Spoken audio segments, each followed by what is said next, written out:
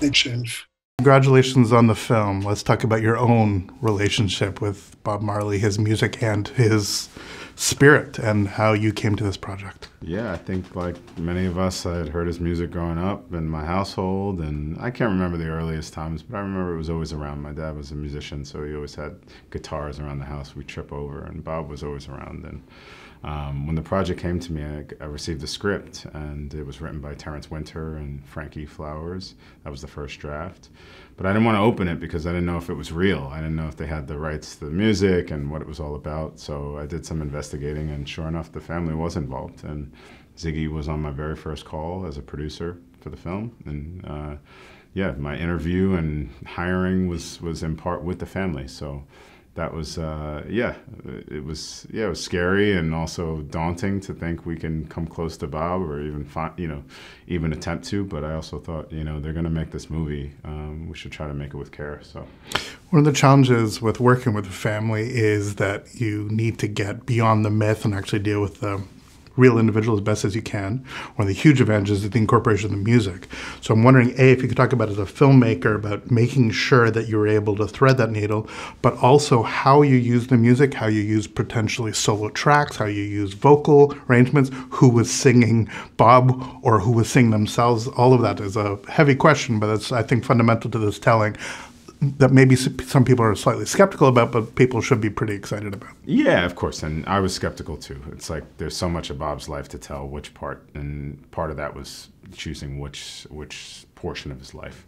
So we start our film in '76, and the reason for that is there was an assassination attempt on Bob's life, a critical time in Jamaican politics and world history. And what happens to Bob? He goes into exile, and he creates Exodus, which is the album that most of us know. Most of the songs that the world knows. It took him from being a national star to a global superstar. So it was a critical time in Bob's life, and also as he gets his cancer diagnosis. So that felt like there was an inherent structure there that gave us some insight as to what must have been going on with this man as a husband, as a father, as a musician. And so that felt like once we chose that timeline, then we can select the songs that we can choose. Everything was woven into that particular window because of that. And so, we were able to sneak some other songs in there that, in other ways, but that was really like what was the focus in the script. But some of it's done lip syncing, some of it's done live or at least to camera. If you could talk about that dynamic, about choosing when to use Bob or when to use the actors actually performing themselves. Yeah, so I wanted Bob's voice to be in the movie. That's what I want to go see if I'm going to go see a Bob Marley's. But then there are moments where it's Bob creating music or finding or discovering a song, which is less refined. And I'm sure when we all wake up in the morning, you feel naked. So that felt like an opportunity where you can sneak in something that's real, something that's organic and doesn't feel produced or overly produced in the way that a recording might.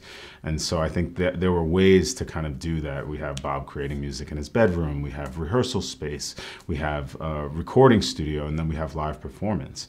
And so it was, obviously Kingsley performs everything you see in the film, but it's Bob's voice, which is the universal voice. And to that point, last question before they make us wrap. Casting Kingsley is so integral to this. That must have been one of the more daunting moments. If you could talk about the moment that you knew that he was your Bob and working with him to get the physicality right, but also to have that fine line between performance and syncing. Yeah, I think, look, we talked a lot about story. That once I found Kingsley and I saw his tape after looking for a year, I thought he had the baseline to work off of, and I knew that I found our guy that we were going to build this movie around. And then then it was off to the races. He had a lot to learn on his own, singing, dancing, choreography, patois. So yeah, there was a long incubation period to finding Bob. He had to lose a ton of weight, but our job was thinking about the story holistically. What was Bob's private life versus his public life? Who was he when we shut the camera off?